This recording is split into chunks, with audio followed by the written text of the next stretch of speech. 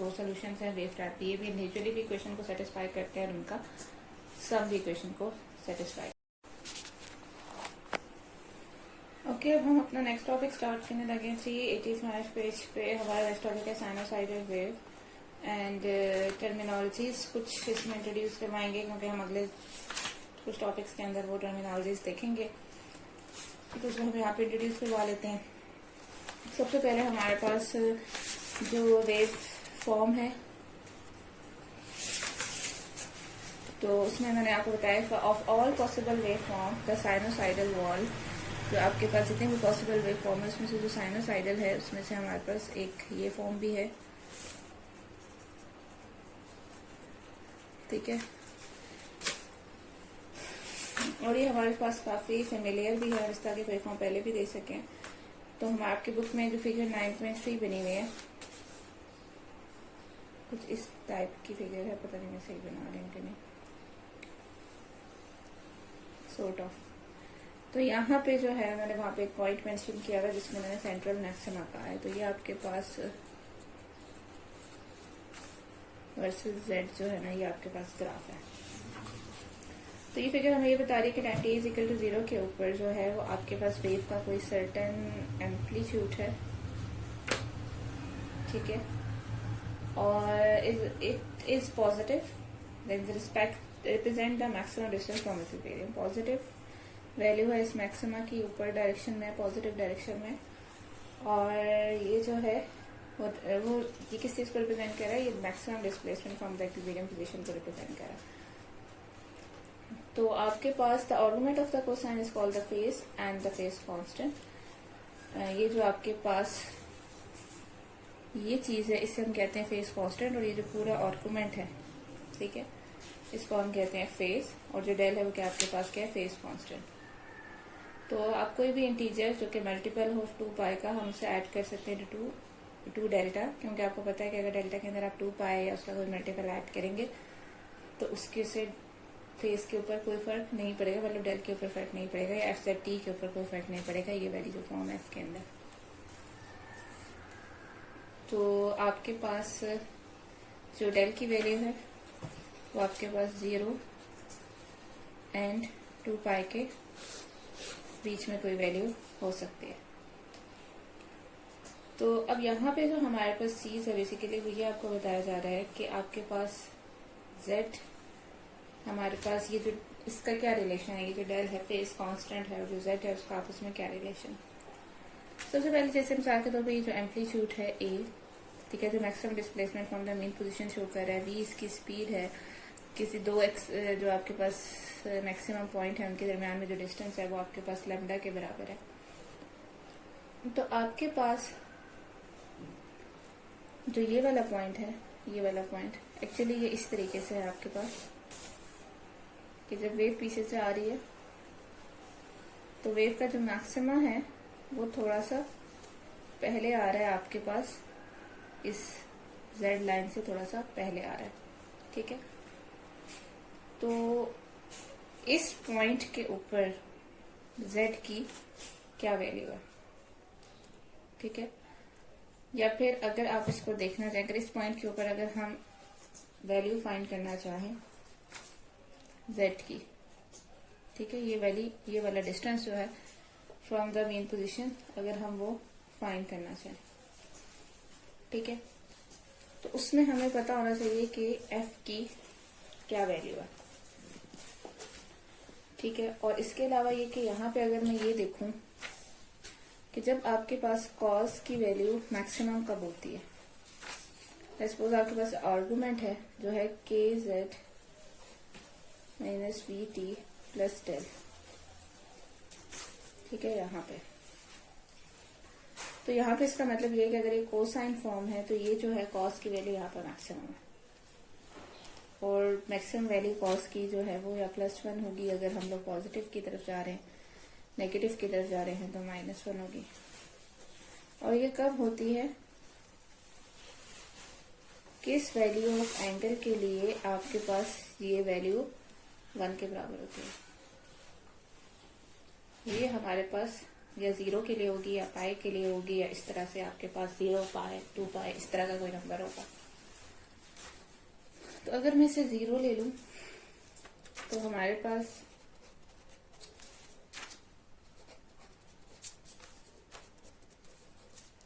इसके बराबर आ जाएगा, और फिर यहां से जो मैंने K Z minus V T minus del ले लिया, K Z minus K V T is equal to minus del, और यहां से मैं के वी टी माइनस टेल और के से डिवाइड कर दूं तो z is equal to V T minus del over K. ठीक है, ये इसके बराबर आ गया। सबसे पहले हमने ये किया कि notice that at z is equal to this the phase is 0, जैसे मैंने आपको बताया, क्योंकि हमने ये कहा था ये जो कोसाइन का आर्गुमेंट है ये हमारे पास क्या है, फेज है। इसको मैंने किसके बराबर लिया, 0 के बराबर लिया, और उसमें से हमारे पास z की वैल्यू आ गई ये। ठीक है, let's call this the central maximum. तो ये जो हमारे पास z की वो पोजीशन जहां पे हमारे पास फेज जो था 0 था, उसको हमने कह दिया कि वो आपके पास है सेंट्रल मैक्सिमम। ठीक है, तो अगर आपके पास डेल 0 होता तो क्या होता, तो उस वक्त आपके पास z की वैल्यू आ जाती वी टी के बराबर। तो जो सेंट्रल मैक्सिमम है उस वक्त जो है वो आपके पास करता ओरिजिन से at time t is equal to 0।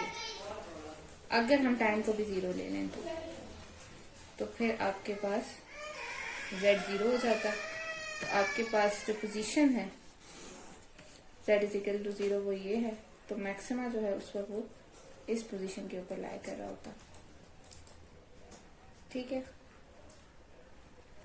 तो इन अदर वर्ड किसी भी ये जो एक्स्ट्रा ये वाली जो एक्चुअली टर्म है ना, ठीक है, ये हमें बता रही होती है कि आपके पास जो है वो मेन पोजीशन जो है, जो सेंट्रल मैक्सिमा है वो कितना आगे या पीछे है from that z is equal to 0 position. ठीक है, तो del by k is the distance by which the central maxima and therefore the entire wave is delayed. ठीक है, तो जैसे अगर ये यहाँ होने की बजाय, जैसे आपके बुक में जो फिगर 9.3 है जो इसमें थोड़ा पीछे है, तो ये जो एक्चुअली डिले है वो आपके पास डेल बाय k के बराबर है। तो अगर आप टाइम, ये जो हमारे पास z आया है वी टी माइनस डेल के, तो अगर आप इसमें टाइम इक्वल टू 0 ले लें लेट्स सपोज, तो ये इसके बराबर आएगा, मतलब नेगेटिव साइड पे आपके पास माइनस डेल के ये वाला डिस्टेंस है। ठीक है, तो k जो है इसमें वेव नंबर है, और आपको पता है k और लैम्डा का आपस में क्या रिलेशन है, k जो है वो आपके पास 2 पाई बाय लैम्डा के बराबर है। ओके, यहाँ पे आपके पास जब आपके पास 2 पाई बाय k, मतलब अगर आपके पास वेव जो है वो एक वेवलेंथ का डिस्टेंस जो कि 2 पाई बाय k है उसका डिस्टेंस ट्रैवल कर लेती है, तो इट्स मीन के वो साइन ने अपना एक साइकिल जो है वो कंप्लीट कर लिया। ठीक है, तो जो टाइम पास करता है वेव ट्रैवल करती रहती है एट द रेस्पोज राइट साइड पे ट्रैवल कर रही है विद स्पीड v। तो अगर किसी पॉइंट z के ऊपर आप देखें कि जो वाइट स्ट्रिंग है वो अप एंड डाउन हमें पता है फ्लो ऑसिलेट करेगा अपनी मेन पोजीशन के लिए, और जब वो उसका एक साइकिल कंप्लीट हो जाता है तो वो दोबारा अपनी पोजीशन पे वापस आ जाता है। तो जो टाइम उसे लगता है पूरा लूप कंप्लीट करने में, वो हमारे पास किसके बराबर होता है। वैसे तो हम लोग के पास टाइम पीरियड 1/f हम ले लेते हैं ना, और f जो है वो आपके पास फ्रीक्वेंसी होती है v is equal to F lambda, और यहाँ से अगर आप लेमडा की वैल्यू निकालें 2 पाई बाय k, तो ये हो जाएगा f 2 पाई बाय k, और f बराबर है 1/t के। तो यहाँ से आपके पास t की वैल्यू आ जाएगी 2 पाई ओवर kv। ठीक है, तो आपके पास ये जो है वो वी है, लेकिन आपकी बुक में जो फ्रीक्वेंसी है ना उसके लिए एफ इन्होंने नहीं लिखा हुआ, उसके लिए उन्होंने एक सिंबल यूज किया हुआ वी जैसा, लेकिन थोड़ा सा उन्होंने इसे डिफरेंट करके यूज किया। तो इन अदर वर्ड ये तो खैर मैंने आपको उल्टा करके बताया, जो हमें रिलेशन ऑलरेडी नोन है उस रिलेशंस को यूज करके हम लोगों ने जो है वो टाइम पीरियड की वैल्यू फाइंड की है। तो आपके पास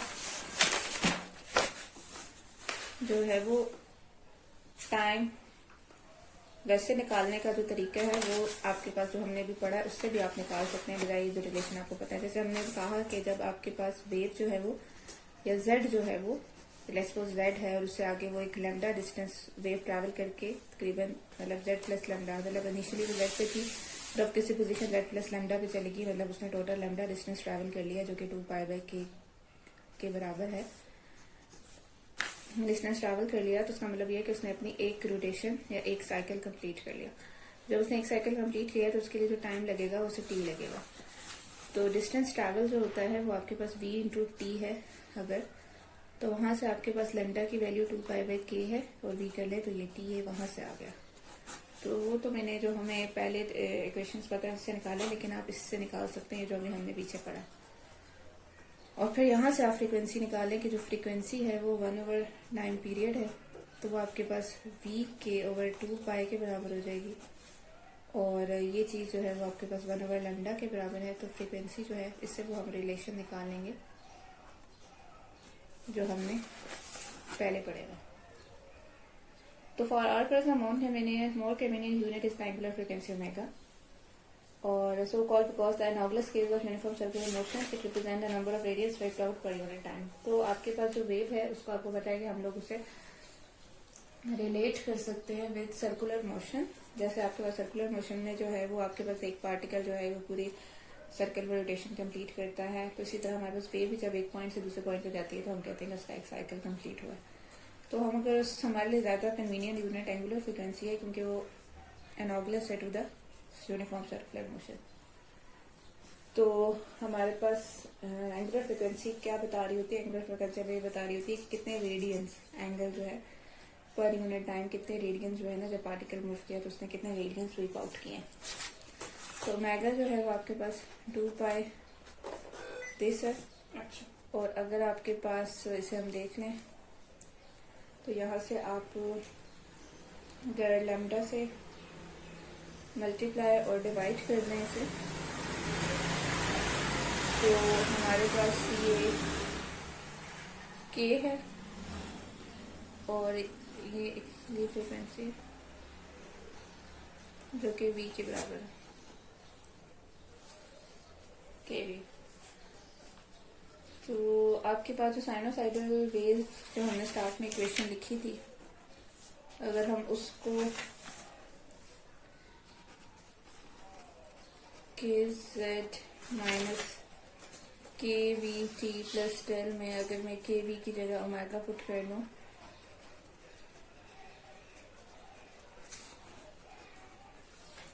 तो इसके बराबर आ जाएगा।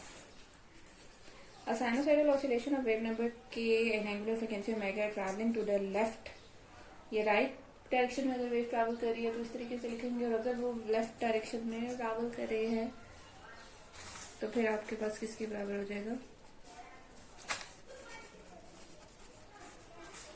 kz plus omega T minus del. The sign of the phase constant जो डेल्टा है वो फेज कांस्टेंट है। इस chosen for consistency with our previous convention that del by k shall represent a distance where the wave is delayed।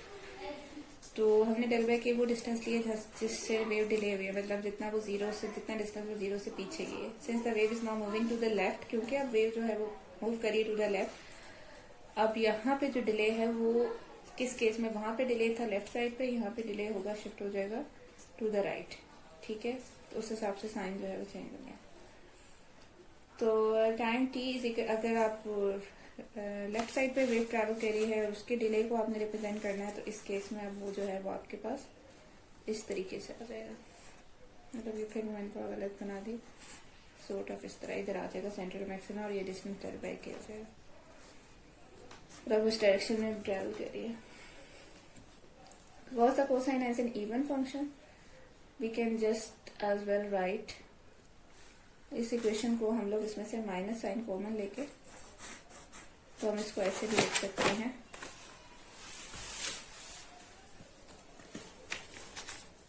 F z of t A cos of के Z minus omega T plus del. तो जो हमारे पास पहली equation थी जो हमने right side पे वेव ट्रैवल करी थी उसके लिए हमने लिखी थी, सॉरी, उसके साथ अगर आप इसे कंपेयर करें तो बाकी सारी चीजें ठीक होंगी, सिर्फ इनके साइन चेंज हो रहे हैं। तो इसमें हमें सिंपल के का साइन स्विच करना पड़ेगा। उसी वेव को अगर आप प्रोड्यूस करना चाहें इसका एम्पलीट्यूड सेम है, फेज कांस्टेंट सेम है, फ्रीक्वेंसी सेम है, वेवलेंथ सेम है, लेकिन सिर्फ आपके पास ट्रैवल करी अपोजिट डायरेक्शन में। तो एक्चुअली ये जो सारा मैथ हमने किया इससे जो हमारे पास कंक्लूजन निकला ना, ये तो पहली बात ये कि जब तक अभी तक हमने पढ़ा तो हमें ये पता चल गया कि अगर आपके पास सिंपल एक वेव है, ट्रैवलिंग वेव है, और उसके जो फेज उसका जो शेप है वो चेंज नहीं हो रही है, तो अब जो है उसकी कांस्टेंट स्पीड के साथ एक मीडियम के अंदर मूव कर रही है, तो उसकी जो वेव इक्वेशन है उसकी फॉर्म क्या होगी पहली, फिर उसके बाद उसका जो सोल्यूशन है उसकी क्या फॉर्म होगी, फिर लेफ्ट साइड के सोल्यूशन राइट साइड का सोल्यूशन की क्या फॉर्म होगी, और दूसरा ये कि अगर आप लेफ्ट ट्रैवलिंग वेव और या राइट ट्रैवलिंग वेव ले रहे हैं तो आप सिंपल के साइन को जो है वो चेंज कर देंगे। तो अगर एक अगर सपोज वो लेफ्ट पे ट्रैवल कर रही है तो आपने एक साइन ले लिया, और अगर राइट पे ट्रैवल कर रही है तो उसके ऊपर से साइन ले लिया।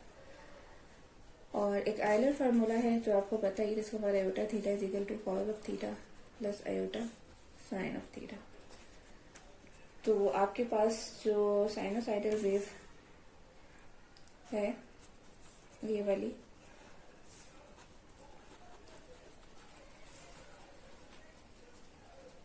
ये जो हमारे पास इक्वेशन वेव है, तो अगर मैं इसको ऐसे लिख दूं कि देखिए ये जो है, ये जो आपके पास आयलर फार्मूला है इसमें आपके पास ये रियल पार्ट है और ये कॉम्प्लेक्स पार्ट है। तो अगर मैं लिखूं रियल पार्ट ऑफ इसके पर आयोटा थीटा तो वो आपके पास बराबर होगा कॉस ऑफ थीटा, ठीक है। तो अगर मैं ऐसे लिख दूं आयोटा के Z minus omega T plus del, तो किसके बराबर होगा कॉस ऑफ के Z minus omega T plus del plus iota sine of के Z minus omega T plus del. तो यहाँ पे आपके पास जो रियल पार्ट होगा जिसको आयोटा के Z minus omega T plus del का, वो आपके पास बराबर होगा कॉस ऑफ के Z minus omega T plus del के। तो इसका मतलब ये है कि इस वाले पार्ट की जगह अगर मैं इसके साथ ए को मिला भी दूं, सपोज अगर मैं ए को इससे मल्टीप्लाई बी कर दूं, देन फिर भी वो रियल ही रहेगा, तो ये आपके पास इसके बराबर हो जाएगा। तो एफ जेड ऑफ टी को तो लिख सकती हूँ रियल पार्ट ऑफ ए इसके बाद आयोटा के Z minus omega T plus del. तो ये आपके पास जो रियल है डिनोट करे real part of the complex number. अगर सपोज आपका कोई भी कॉम्प्लेक्स नंबर है तो ये जो चीज होती है ये रिप्रेजेंट कर रही होती है इस कॉम्प्लेक्स नंबर के रियल पार्ट को। तो हम लोग एक कॉम्प्लेक्स वेव फंक्शन को इंट्रोड्यूस करवा रहे हैं, दिस वन, जिसमें ए भी कॉम्प्लेक्स है, एफ भी कॉम्प्लेक्स है, और उसमें हमारे पास कोई ऐसा नहीं है कि हम कोई रियल पार्ट ले रहे। सिंपल हमने एक कॉम्प्लेक्स वेव फंक्शन को इंट्रोड्यूस करवाया, और ये जो कॉम्प्लेक्स एम्पलीट्यूड है बेसिकली वो रिलेट कर रहा है with the real amplitude by this. तो सॉरी ये डेल है। अच्छा अब ये कैसे आया बेसिकली आपके पास कि ये जो आपके पास ये डिस्कवर आयोटा के Z minus omega T plus del है, इसको अगर मैं ऐसे लिख दूं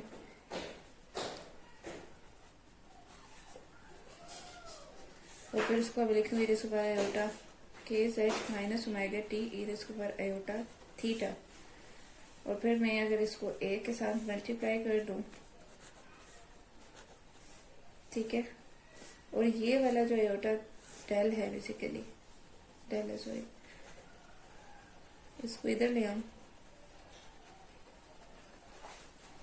तो ये जो मैंने एक चीज इंट्रोड्यूस करवाई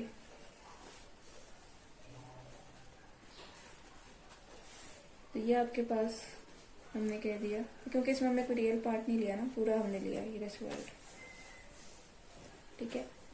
तो हमने ये कॉम्प्लेक्स वेव फंक्शन इंट्रोड्यूस कराया जिसमें हमने फेस कांस्टेंट वाला पार्ट जो है एब्जॉर्ब कर दिया इसके अंदर। तो हम ये अगर मैंने ये कॉम्प्लेक्स वेव फंक्शन इंट्रोड्यूस करवाया, और जो हमारे पास ऊपर हमने वेव फंक्शन लिखा था ये वाला, जो एक्चुअल वेव फंक्शन था हमारे पास, तो ये जो एक्चुअल वेव फंक्शन था, एक्चुअली ये अगर आप देखें तो ये इस कॉम्प्लेक्स वेव फंक्शन का रियल पार्ट है। इस अगर कॉम्प्लेक्स वेव फंक्शन को आप ओपन करें तो इसका जो रियल पार्ट है एक्चुअली वो हमारे पास इसके बराबर है। तो अगर आपको कॉम्प्लेक्स वेव फंक्शन पता है तो फिर हम आराम से f फाइंड कर सकते हैं। मतलब अगर आपको ये पता है तो फिर हम इससे f फाइंड कर सकते हैं।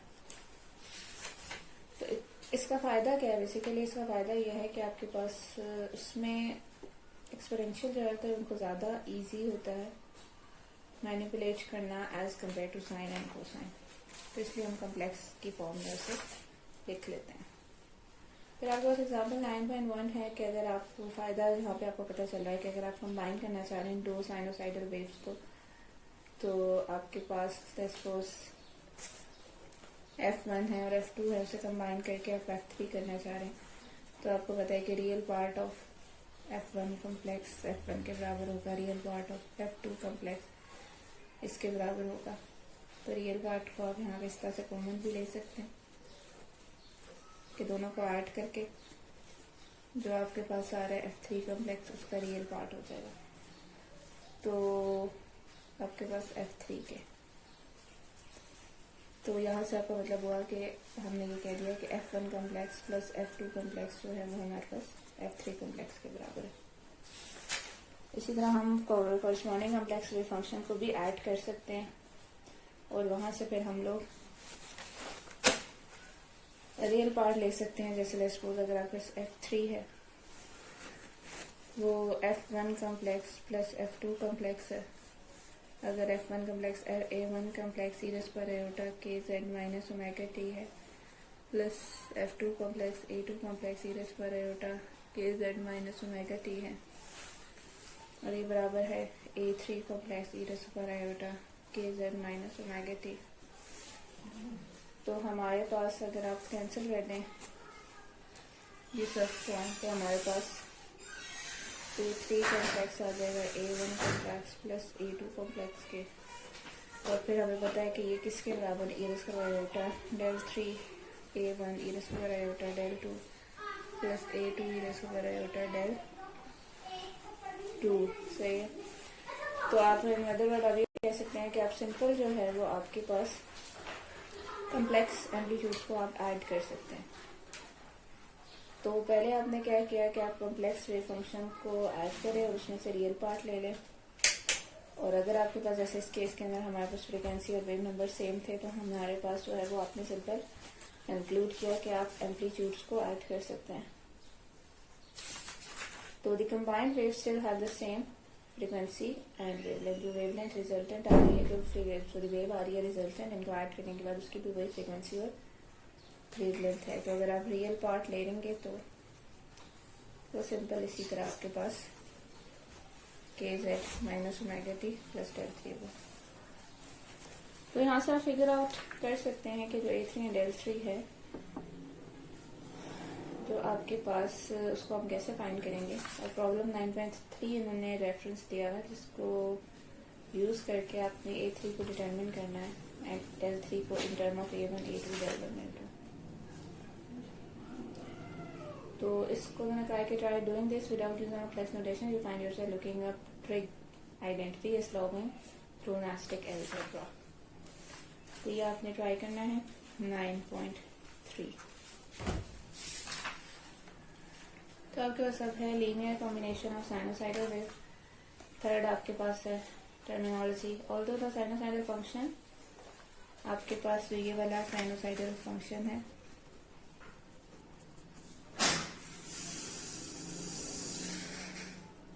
ठीक है।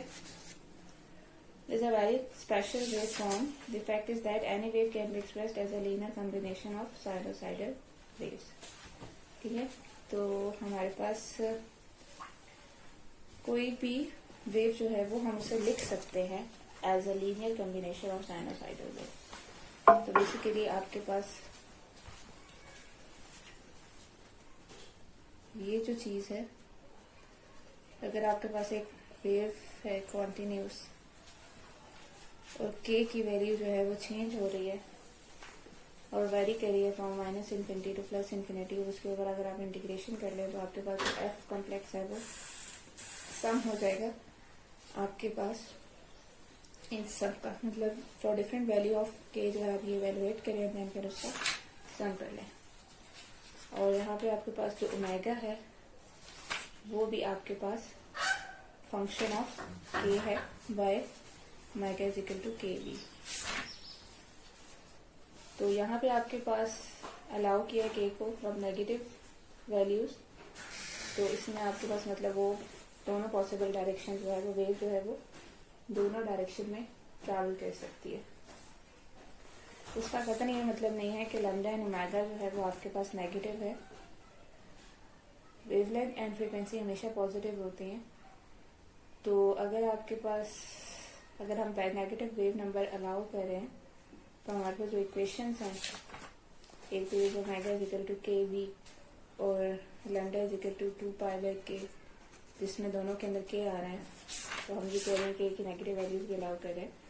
तो उस वक्त हम लोग इसको ऐसे लिख देते हैं, lambda is equal to 2π/k mod और omega is equal to k mod b. ठीक है, तो allowed k to run through negative values in order to include waves going forward direction. And the formula for a complex k in terms of initial conditions can be obtained from the theory of Fourier transformation. तो अब ये obviously concept जो है आपके पास कि आप किसी भी वेव को लिख सकते हैं as a linear combination of sinusoidal wave, ये आपके पास फोरियर ट्रांसफॉर्मेशन का कॉन्सेप्ट है. और इसके लिए आपको करनी है प्रॉब्लम 9.33. उसके अंदर उन्होंने चैप्टर 10 में वो प्रॉब्लम है the inversion theorem for Fourier transform state that कि आपके पास कॉम्प्लेक्स वेव फंक्शन जो है उसको उन्होंने उसमें जो ये वाला पार्ट है ये एक्चुअली किस तरीके से लिखा जा सकता है और ये वाला पार्ट आपने ये भी आपने ट्राई करना है. ठीक है, तो यहाँ पे हमारे पास यहाँ पे हमें इसकी जरूरत नहीं है, लेकिन आप अपने उसके लिए कर सकते हैं. तो हमारा पॉइंट जो है लास्ट में वो ये है कि any wave can be written as linear combination of sinusoidal waves and therefore if you know how sinusoidal wave behave you know in principle how any wave behaves. क्योंकि कोई भी वेव जो है हम देख सकते हैं linear combination of sinusoidal wave के फॉर्म में. तो अगर आपको ये पता हो कि साइनोसाइडल वेव किस तरीके से बिहेव करती है तो आपको किसी भी वेव के बारे में आपको पता चल जाएगा कि वो कैसे बिहेव करती है. तो इसलिए अब से हम आगे अपनी तमाम अटेंशन जो है वो साइनोसाइडल वेव के ऊपर ही रखेंगे. अब हमारा जो है एक्चुअली वो मेन टॉपिक जो है वो स्टार्ट होने वाला है. इससे पहले जो स्टार्ट होता है हमारा बैकग्राउंड था. तो अब जो हमारा मेन टॉपिक है वो हम लोग स्टार्ट करेंगे और वो इम्पोर्टेंट है बहुत ज़्यादा, क्योंकि आपको वो मेन टॉपिक आता होगा तो ही आप जो है वो आगे भी इसकी आगे फिर एप्लीकेशंस हैं. पहले वो एक पूरा टॉपिक है boundary condition, reflection and translation, and then फिर उसको हमने अप्लाई किया है आगे इलेक्ट्रोमैग्नेटिक वेव्स के ऊपर. Then let's start. ओके, हमारा जो नेक्स्ट टॉपिक है वो आपके पास है boundary conditions, reflection and transmission.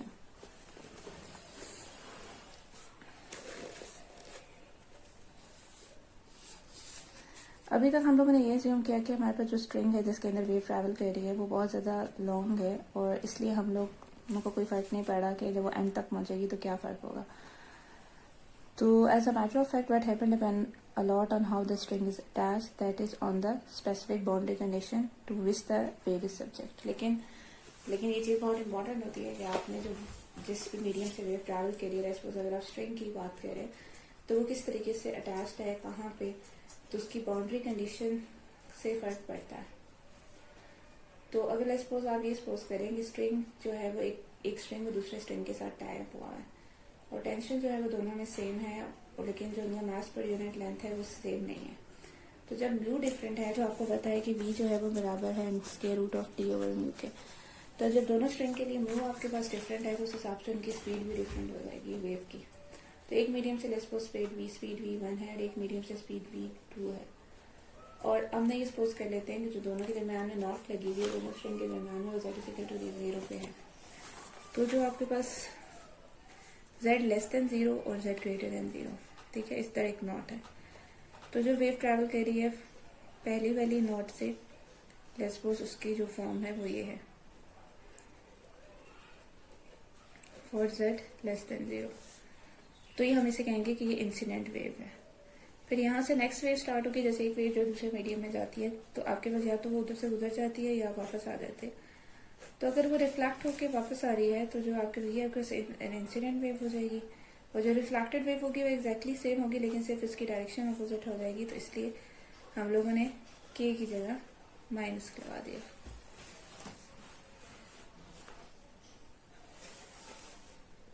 Minus k1 z minus omega T, और फॉर z लेस देन 0 के लिए ही सेम इंसिडेंट एंड रिफ्लेक्टेड। और अगर वो वन से होती हुई दूसरी में चली जाए तो हम उसे कहेंगे कि वो ट्रांसमिटेड वेव है। तो उस केस में हमारे पास ए ट्रांसमिटेड फिर इसका आयोटा। अब वो क्योंकि दूसरे मीडियम में चलेगी, उस दूसरे मीडियम के लिए के भी डिफरेंट है, ठीक है, तो इसलिए वो k2 हो जाएगा। क्योंकि k क्यों डिफरेंट है, क्योंकि v डिफरेंट है, ठीक है। तो जब v डिफरेंट है तो इसमें कि आपके पास वेवलेंथ v जो है वो स्पीड डिफरेंट है, स्पीड डिफरेंट है तो वेवलेंथ v डिफरेंट होगी। तो कीपिंग फ्रीक्वेंसी कांस्टेंट ओमेगा आपके पास k चेंज हो जाएगा। तो मतलब बेसिकली हमारे पास क्या, अभी तक हमने जो वेव फॉर्म पढ़ ली है उसको हम अप्लाई कर रहे हैं कि हमारे पास एक वेव है जो एक मीडियम से दूसरे मीडियम में जा रही है, वो इंसिडेंट है, जो बाउंड्री से टकरा के वापस आएगी, वो रिफ्लेक्टेड है, वो क्योंकि उसी मीडियम के अंदर है लेकिन उसे उसकी डायरेक्शन चेंज होगी, इसलिए के का साइन चेंज कर देंगे, और दूसरे मीडियम में चली गई है उसका के चेंज हो जाएगा। तो जो इंसिडेंट वेव है fi is sinusoidal oscillation that extend in principle all the way back to the, पहले हमने ये सपोज किया कि वो माइनस इन्फिनिटी से आ रही है और फिर वो z इक्वल टू 0 पे आई है और वहां पे आके वो रिफ्लेक्ट हुई या ट्रांसमिट हो गई। तो इसी तरह जो एफ आर और एफ टी है वो भी आपके पास, जो एफ आर है रिफ्लेक्टेड वेव वो भी 0 से -20 तक एक्सटेंड कर रही है, और एफ टी जो है वो भी आपके पास +∞ तक कर रही है। और तमाम पार्ट जो है सिस्टम के वो सेम फ्रिक्वेंसी ओमेगा से ऑसिलेट कर रहे हैं। तो मतलब वही फ्रिक्वेंसी होगी जो कि स्टार्ट में जो z पे जो बंदा खड़ा है जिसने शेप किया स्ट्रिंग को और उसने वेव जनरेट की, उसी फ्रिक्वेंसी से हर पॉइंट पे वेव ट्रैवल कर रही है। लेकिन वेव की वेलोसिटीज क्योंकि डिफरेंट पॉइंट्स पे डिफरेंट हैं तो ऑब्वियसली उनके जो वेवलेंथ है, जो वेव नंबर्स हैं वो भी डिफरेंट होंगे, जो कि मैं आपको बता चुकी हूँ, ठीक है। तो अगर मैं इन दोनों को डिवाइड कर लूँ तो ये आपके पास आ जाएगा, और फिर यहाँ से अगर आप इसको सॉल्व कर लें ओमेगा की फॉर्म में, ओमेगा बराबर है k1 v1 फिर ओमेगा बराबर होगा k2 v2। यहाँ से k2 और v2 की वैल्यू डिवाइड करके निकालें तो आ जाएगी v1 k2 और k1 की वैल्यू v2 और v1 आ जाएगी। अब ये कंडीशन ऑब्वियसली प्रीटी आर्टिफिशियल है और small with incident reflective wave on infinite extent travelling on the same piece of string is going to be hard for spectator to tell them apart. You might therefore prefer to consider an AC rate of finite extent, say the pulse shown in figure 9.5, ठीक है। तो हमने क्या किया कि जैसे आपकी book में फिगर 9.5 तक इंसिडेंट पल्स शो किया, फाइनाइट एक्सटेंट तक का मतलब बहुत इनफाइनाइट एक्सटेंट तक फैला हुआ नहीं। तो रिवर्ट और detail for use if you like problem 9.5 मैंने आपको पहले गेम दे दिया, वो आप जरूर ट्राई करें साथ साथ ताकि आपको जो है वो थोड़ी सी कंसेप्ट और ज़्यादा क्लियर हो। इसमें इन्होंने ये किया हुआ है, suppose you send an incident wave of specified shape down string 1, it gives to a reflected wave and transmitted wave by posing the boundary condition. पीछे कुछ बाउंड्री कंडीशंस गिवन है। फाइंड कॉन्स्टेंट्स आपने फाइंड करना है। Okay अच्छा, अब ये है कि हमने पहले तो ये सपोज किया कि हमारे पास एक इनफाइनाइट साइनोसाइडल पल्स था, फिर उसके बाद हमने कहा नहीं अब हम उसको अपने अप्रोच को थोड़ा रियलिस्टिक कर लेते हैं।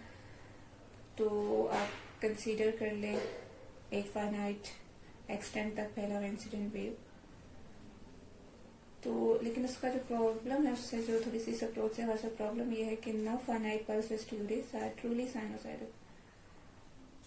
तो जो हमारे पास फिगर 9.5 में जो हमें वेव बनाएगी वो साइन फंक्शन की तरह लग रही है, तो पर वो एक्चुअली है नहीं। There are little pieces of sine join into entirely different combination of true sinusoidal. Okay, मतलब ये कि अगर आपके पास, आप ये कंसीडर करें कि हमारे पास जो फाइनाइट पल्स है, ठीक है, तो आपके पास उस वक्त जो पल्स होगा वो ट्रूली साइनोसाइडल नहीं होगा, ठीक है।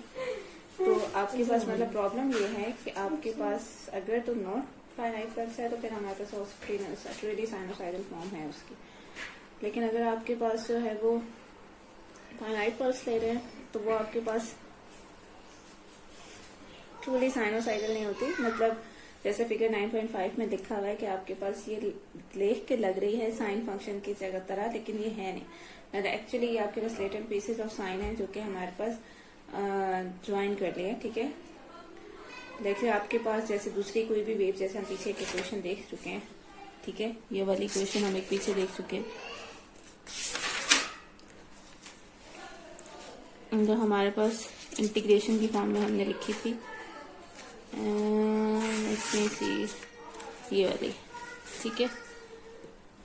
तो ये वाली जैसे आपके पास वेव थी ना, इक्वेशन थी जो कि आपके पास, जिसके बारे में हमने कहा था कि कोई भी वेव जो है हम बना सकते हैं as a linear combination of two sinusoidal function. तो लेकिन इसमें हमने क्या किया था, लेकिन हमने सारी whole range of frequency and wavelength को इकट्ठा करके हमने उसके ऊपर इंटीग्रेशन कर दी थी। तो अगर आप सिंगल इंसिडेंट फ्रीक्वेंसी चाहते हैं, जैसे हम लोग आगे देखेंगे इलेक्ट्रोमैग्नेटिक केस में, तो उसमें हम लोग यही इलेक्ट करते हैं कि वेव जो है वो एक्सटेंड करिए टू द इंफिनिटी। तो अगर प्रैक्टिकल अगर हम देखें तो उस केस में अगर आप एक बहुत लॉन्ग पल्स लेते हैं जिसके अंदर बहुत सारी ऑसिलेशन है, तो उसको भी हम लोग आइडियल सिंगल फ्रीक्वेंसी के क्लोज ही कंसीडर कर सकते हैं। तो मतलब कहने का मकसद ये है कि अगर तो आप सिंगल इंसिडेंट फ्रीक्वेंसी ले रहे हैं तो वो हमारे पास एक्सटेंड करी होगी अप टू द इंफिनिटी, और अगर ऐसा नहीं है तो फिर आपके पास वो कॉम्बिनेशन होगी बहुत सारी फ्रीक्वेंसीज का। तो फिर आपकी बुक में आगे फिर उन्होंने साइनोसाइडल इंसिडेंट वेव को फिर उन्होंने देखा था कि जब एक स्ट्रिंग में अगर वो डिस्टर्बेंस आपने ट्रैवल करवाई है एक एंड से दूसरे एंड में, तो वो किस तरीके से आप उसे लिख सकते हैं। तो बेसिकली आपके पास जो फॉर्म हमारे पास लिए इम्पोर्टेंट है वो ये है कि आपके पास जो एफ जेड ऑफ टी है इसको हम लिख सकते हैं, दो पार्ट हो जाएंगे इसके, एक जेड लेस देन 0 के लिए और एक जेड ग्रेटर देन 0 के लिए। मतलब जेड इक्वल टू 0 पे तो आपके पास जो है वो नॉट है, तो जेड लेस देन 0 के लिए आपके पास इंसिडेंट वेव है और एक रिफ्लेक्टेड वेव भी है, ठीक है। सिर्फ उसके लिए आपके पास के ऑपोजिट हो जाएगा। और अगर आपके पास ट्रांसमिटेड वेव है तो उसके लिए आपके पास ये हो जाएगा। और इसमें आपके पास दो स्ट्रिंग्स हैं जेड इक्वल टू 0 पे ज्वाइन हो रहे हैं। अब इसमें आपके पास क्या है कि अगर आप डिस्प्लेसमेंट टू द लेफ्ट देखते हैं, slide displacement to the left, तो आपके पास हम लेंगे जेड को हम लेंगे इक्वल टू ओ माइनस, और आपके पास जो डिस्प्लेसमेंट टू द राइट है उसको ओ प्लस कहेंगे, ठीक है। तो यहाँ पे हमारे पास जो बाउंड्री कंडीशन है वो ये है कि आपके पास जो फंक्शन है वो कॉन्टिन्यूस होना चाहिए at displacement to the slide left and at displacement to the slide right. तो आपके पास, या फिर हम ये कह सकते हैं कि फंक्शन को जो है वो एक्चुअली वो कॉन्टिन्यूस होना चाहिए at z is equal to 0। तो अगर वो z इज इक्वल टू 0 पे कॉन्टिन्यूस है, उसका मतलब ये है कि फंक्शन की value to the slight right बराबर होनी चाहिए फंक्शन की value to the slight left. ठीक है, एक ये बाउंड्री कंडीशन है। The displacement slide to the left z is equal to minus 0 minus must equal to the displacement to the right, else there would be a break between the two string. Mathematically आप कह सकते हैं कि f z of t is continuous at z is equal to 0। Physically इसका ये मतलब है और मैथमेटिकली इसकी इक्वेशन है। दूसरी, फिजिकली अगर आपके पास डिस्प्लेसमेंट टू द लेफ्ट और स्लाइड लेफ्ट को बराबर होना चाहिए displacement to the slide right, तो अगर ऐसा नहीं होगा तो इसका मतलब ये है कि दो स्ट्रिंग के दरम्यान में कोई ब्रेक है। तो मैथमेटिकली हम उसे कैसे फाइंड करते हैं कि आपके पास इक्वेशन को कॉन्टिन्यूस एफ को कॉन्टिन्यूस होना चाहिए at z is equal to minus 0 minus मतलब to the slide left and z is equal to 0 plus to the slide right. और दूसरी कंडीशन ये है कि अगर आपके पास नॉट है, ठीक है, जो इन दोनों के दरम्यान में बाउंड्री बना रही है, अगर वो निग्लिजिबल मास की है तो आपके पास जो डेरिवेटिव है f का with respect to z to the slide right and to the slide left बराबर at the slide left and slide the slide right equal होना चाहिए। तो ये किस वक्त होता है कि जो आपके पास नॉट होती है वो आपके पास नेग्लिजिबल मास की हो। तो इंसिडेंट पल्स है, अगर उसकी स्पीड v1 है फिर वो रिफ्लेक्ट कर रही है इसी स्पीड से क्योंकि मीडियम मूव है, और अगर वो ट्रांसमिट कर जाती है तो उसकी स्पीड चेंज हो जाती है टू द v2। आपकी बुक में फिगर 9.6 बनी हुई है जिसके अंदर हमारे पास इन्होंने बनाया हुआ है एक नॉट बनाई हुई है बिटवीन द टू स्ट्रिंग्स, और एक लिखा हुआ है डिसकंटिन्यूअस स्लोप और कॉन्टिन्यूअस स्लोप। इसका मतलब ये है कि अगर आपके पास जो स्लोप है, मतलब जो भी हमने partial F over partial Z find किया, अगर वो इक्वल नहीं है तो ऑफ द स्लाइड राइट और ऑफ द स्लाइड जो है लेफ्ट, तो इसका मतलब ये है कि वहाँ पे डिसकंटिन्यूटी है, और अगर डिसकंटिन्यूटी है तो इसका मतलब ये है कि वो जो बाउंड्री है जहाँ पे नॉट है वहाँ पे कोई फोर्स लगेगी, और अगर वो बराबर है तो इसमें कि उस पर कोई फोर्स नहीं है। तो आपके पास अगर कोई डिसकंटिन्यूटी है सेकंड बाउंड्री कंडीशन में तो वो बराबर नहीं है, तो फिर आपके पास नॉट पे नेट फोर्स लगेगी और उसकी वजह से क्या होगी, एक इनफाइनाइट एक्सेलरेशन होगी, जैसे आपके पास फिगर 9.6 में दिखाया हुआ। ये जो बाउंड्री कंडीशन है आप इसका real wave function F vector T को डायरेक्टली अप्लाई कर सकते हैं, क्योंकि इमेजिनरी और रियल पार्ट के अंदर सिर्फ यही डिफरेंस है कि आपके पास इमेजिनरी के अंदर साइन कोसाइन दोनों आते हैं, रियल के अंदर सिर्फ कोसाइन आता है। तो इसका मतलब यह है कि यही आपके पास जो बाउंड्री कंडीशन है ये कॉम्प्लेक्स वेव फंक्शन को भी सेटिस्फाई करनी चाहिए। हम पे अप्लाई कर सकते हैं। फिगर 9 अपनी बुक में इक्वेशन 9.28 को देख लें। तो जब आप ये वाली बाउंड्री कंडीशंस आप जो है आपकी बुक की जो इक्वेशन 9.25 है जो हमने सेट करके यहाँ पे जो मैंने ये लिखी है, इनके ऊपर जब आप अप्लाई करेंगे तो यहाँ से आपके पास अप्लाई करने के बाद आपके पास कुछ इक्वेशन आएंगी। अब इसका तरीका आसानी सा यही है कि जब आप दोनों बाउंड्री कंडीशंस आपने अप्लाई करनी है वो मैं आपको अप्लाई करके दिखा देती हूँ, क्योंकि वो बहुत इंपॉर्टेंट है।